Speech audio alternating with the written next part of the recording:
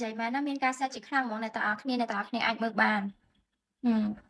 vậy ta cứ lang pi bị đặt mòn để xa ta là nghề mày nắng cứ nhắm mày nắng cứ bộc là hòn vậy ta ao tại nhà mặt chạy cất cứ lang môn chẳng này và ta nhà mặt đại pay này ta ác này để xa từ nhóm pra chừng mùi này sẽ lấy asa amon ní hát chút ta chừng mùi sẽ lấy asa pi bên ngay cứ nhóm áo spray mỏng សម្រាប់សលៃអាសានេះហើយបកាយជាងគេគឺផ្ដោតទៅលើមុខមុនហ្នឹងហើយអ្នកទាំងអស់គ្នាមិនថាអ្នកទាំងអស់គ្នាមានមុនតូចមុនធំមុនខ្ទុះមុនក្បាលខ្មៅគៀនច្រមុះអីគឺសលៃអាសាអាចជួយបានមិនត្រឹមតែជួយព្យាបាលស្បែកមុខមុននៃអ្នកទាំងអស់គ្នា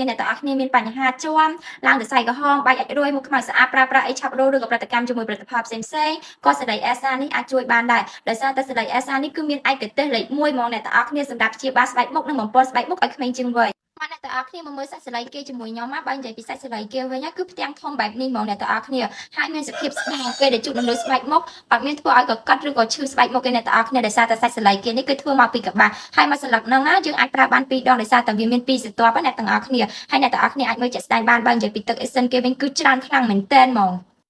ហើយខ្ញុំស្រឡាញ់សលៃគេនេះថងថាពេលដែលជូតនៅលើស្បែកមុខគឺតិចមុខស្រេបហ្មងអ្នកទាំងអស់គ្នាអត់មានកុហកកាហាយស្បែកមុខអីទេហើយអ្វីកាន់តែពិសេសហាក្មេងអាយុ12ឆ្នាំក៏អាចប្រើប្រាស់បានដែរដោយសារតែវាមានជាតិកាត់ជាតិបកដែលធ្វើមានផលប៉ះពាល់ដល់ស្បែកមុខគេអ្នកទាំងអស់គ្នាអញ្ចឹងសម្រាប់បងប្អូនដែលចង់ប្រើប្រាស់អីអាចដាក់កម្លាំងពីខ្ញុំបានហើយបើអ្នកទាំងអស់គ្នាទិញពីខ្ញុំទៅប្រើប្រាស់អត់ត្រូវអីគឺខ្ញុំធានាដូរលុយជូនវិញហ្មងឬមួយក៏អ្នកទាំងអស់គ្នាឆាតទៅ page ផ្សារធម្មជាតិ24ក៏បានដែរអ្នកទាំងអស់គ្នាអរគុណ